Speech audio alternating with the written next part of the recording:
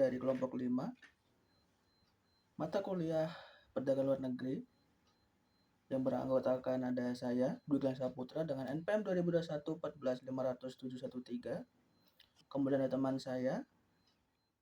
Halo, perkenalkan nama saya Mutiara Alia Safwa dengan NPM 2021 1450 1222. Assalamualaikum warahmatullahi wabarakatuh. Nama saya Gilang Surya Pratama dari kelas R7I dengan nomor NPM 2021 145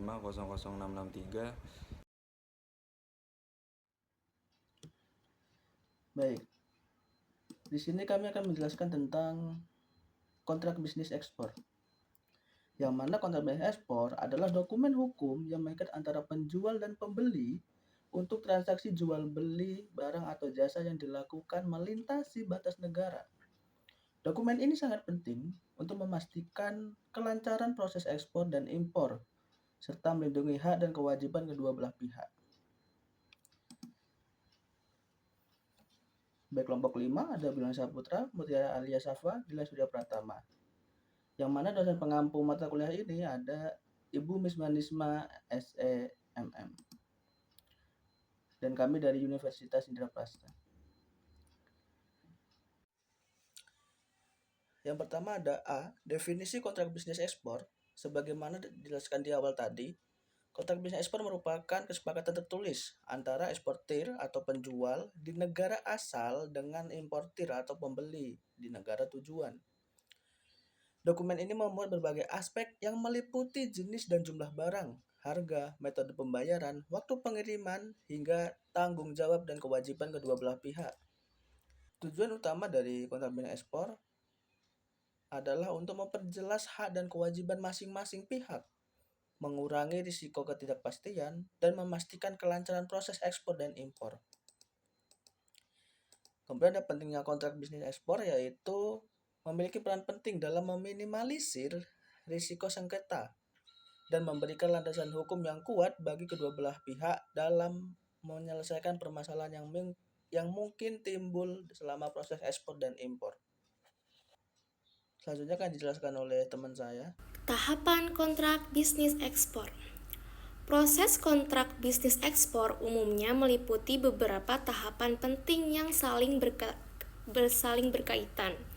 Tahapan ini dapat dibagi menjadi 5 fase.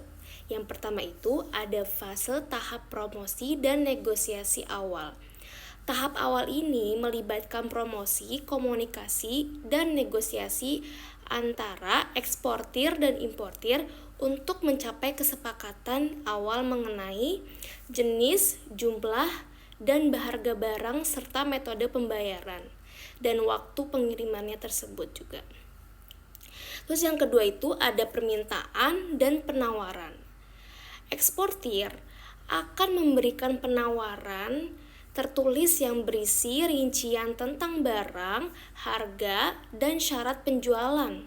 Importir kemudian akan memberikan permintaan tertulis untuk membeli barang dengan menyantumkan sebuah permintaan khusus seperti metode pembayaran dan waktu pengiriman yang diinginkan. Terus itu ada yang ketiga, tahap ketiga yaitu pemesanan dan penandatanganan kontrak. Setelah kedua belah pihak mencapai kesepakatan kontrak bisnis ekspor akan ditandatangani dan disahkan sebagai bukti legal yang mengikat kontrak ini. Harus memuat semua kesepakatan yang telah disetujui seperti jenis, jumlah, harga, metode pembayaran, waktu pengiriman, serta tanggung jawab dan kewajiban masing-masing si pihak tersebut ini. Terus yang keempat itu ada fase produksi dan pengiriman. Setelah kontrak ditandatangani, eksportir akan memproduksi barang sesuai dengan spesifikasi yang tercantum dalam kontrak. Setelah produksi selesai, barang akan dikemas dan dikirim ke negara tujuan melalui jalur transportasi yang telah disepakati. Yang kelima yaitu ada pembayaran dan penerimaan barang. Apa yang dimaksud pembayaran dan penerimaan barang ini? Importir akan melakukan pembayaran kepada eksportir sesuai dengan metode pembayaran yang telah disepakati dalam kontrak. Setelah barang diterima, importir akan memeriksa kualitas barang dan memastikan kesesuaian dengan spesifikasi yang tercantum dalam kontrak. Berikut itu adalah tahapan-tahapan dalam kontrak bisnis ekspor. Di sini aku juga akan menjelaskan ada beberapa hal pokok tentang mengenai bisnis ekspor, yaitu ada 4 hal pokok dalam kontrak bisnis ekspor ini. Yang pertama itu ada ntar aku jelasin. Maksudnya di sini itu kontrak bisnis ekspor harus memuat beberapa hal pokok yang penting untuk menjamin kelancaran transaksi dan melindungi hak serta kewajiban kedua belah pihak. Jadi si importir dan si eksportir. Yang pertama itu ada identitas pihak. Kontrak harus memuat identitas lengkap eksportir dan importir, termasuk nama perusahaan, alamat, dan nomor kontak identitas pihak yang jelas yang akan memudahkan komunikasi dan membantu dalam menyelesaikan permasalahan yang mungkin timbul. Terus yang kedua itu ada deskripsi barang. Apa itu deskripsi barang? Deskripsi barang itu yang diekspor harus jelas dan detail, seperti jenis, jumlahnya, kualitasnya, dan spesifikasinya. Deskripsi barang yang lengkap dan akurat akan meminimalisir resiko sengketa dan memastikan bahwa kedua belah pihak memahami apa yang ditransaksikannya. Terus yang ketiga itu ada harga dan metode pembayaran. Apa yang dimaksud dengan harga dan metode pembayaran ini? Yaitu harus tercantum dengan jelas, baik dalam bentuk mata uang yang digunakan maupun metode pembayaran yang akan digunakan, seperti kayak misalnya letter of credit atau metode pembayaran lainnya yang disepakati juga bersama. Terus yang keempat itu, yang terakhir ini ada waktu dan pengiriman serta tanggung jawab. Itu apa? Kontrak harus memuat waktu pengiriman barang yang jelas, termasuk tanggal keberangkatan dan tanggal kedatangan di negara tujuan.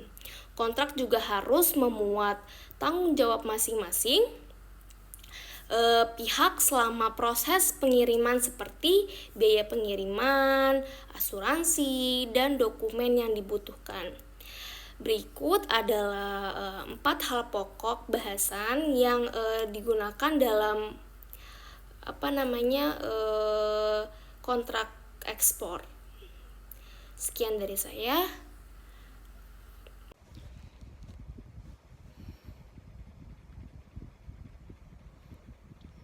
Baik, materi selanjutnya akan dipaparkan oleh saya, yaitu ketentuan umum kontrak bisnis ekspor dan ketentuan minimum kontrak bisnis ekspor. Yang pertama ada ketentuan umum kontrak bisnis ekspor. Selain 4 hal pokok tersebut, terdapat beberapa ketentuan umum yang biasanya tercantum dalam kontrak bisnis ekspor. Ketentuan-ketentuan ini bertujuan untuk memperjelas hak dan kewajiban masing-masing pihak, serta memberikan landasan hukum yang kuat dalam menyelesaikan permasalahan yang mungkin timbul selama proses ekspor dan impor. Jadi di bawah ini ada tabel ketentuan umum dan penjelasannya. Yang pertama itu ada force majeure. Force majeure itu apa sih? Kejadian yang secara rasional tidak dapat diantisipasi atau dikendalikan oleh manusia. Ketentuan ini mengatur kondisi darurat di luar kendali pihak-pihak yang dapat menyebabkan keterlambatan atau pembatalan transaksi, seperti bencana alam, perang, atau embargo. Selanjutnya ada asuransi. Ketentuan ini mengatur tentang asuransi yang akan ditanggung oleh masing-masing pihak selama proses ekspor dan impor. Eksportir biasanya bertanggung jawab atas asuransi selama proses pengiriman, sedangkan importir bertanggung jawab atas asuransi setelah barang diterima di negara tujuan. Yang terakhir ada arbitrase. Arbitrase itu merupakan penyerahan sengketa secara sukarela kepada pihak ketiga yang netral, yaitu individu atau arbitrase sementara. Ketentuan ini mengatur cara penyelesaian sengketa yang mungkin timbul selama proses ekspor dan impor. Cara penyelesaian sengketa dapat berupa negosiasi, mediasi, atau arbitrase sendiri. Selanjutnya, ketentuan minimum kontrak bisnis ekspor. Kontrak bisnis ekspor harus memuat beberapa ketentuan minimum yang penting untuk menjamin kelancaran transaksi dan melindungi hak dan kewajiban kedua belah pihak. Beberapa ketentuan minimum yang perlu disertakan dalam kontrak bisnis ekspor antara lain ada 3, yaitu identitas pihak, deskripsi barang, dan harga dan metode pembayaran. Yang pertama, identitas pihak. Kontrak harus memuat identitas lengkap eksportir dan importir, termasuk nama perusahaan, alamat, dan nomor kontak.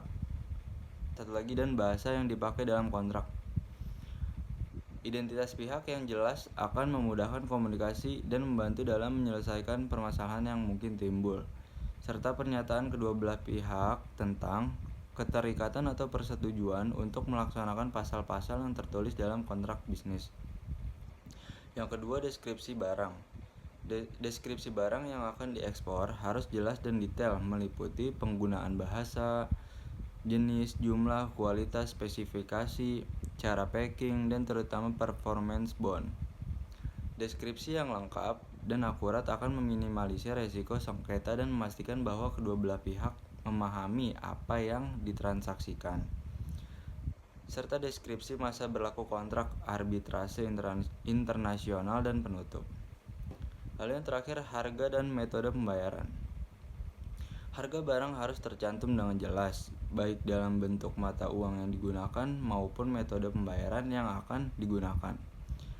Metode pembayaran dapat berupa transfer bank, LOC, atau letter of credit, atau metode pembayaran lainnya yang disepakati bersama. Baik, sekian penjelasan dari saya, kurang lebihnya mohon maaf.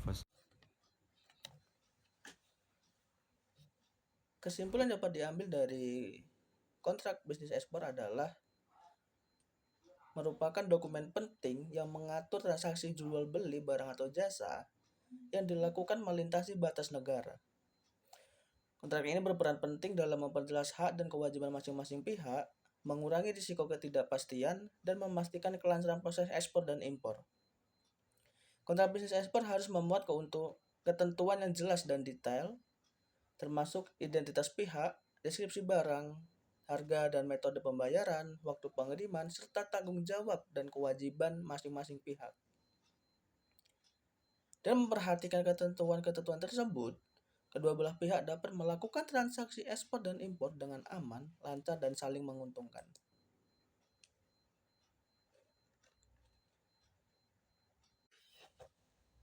Baik, sekian pemaparan materi dari kelompok 5 tentang kontrak bisnis ekspor.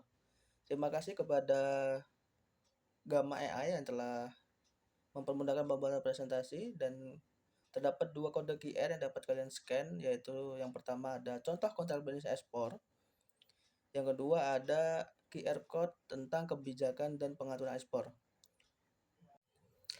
Untuk materi yang lebih lengkap, kalian dapat beli buku Perdagangan Luar Negeri, linknya ada di deskripsi. Terima kasih.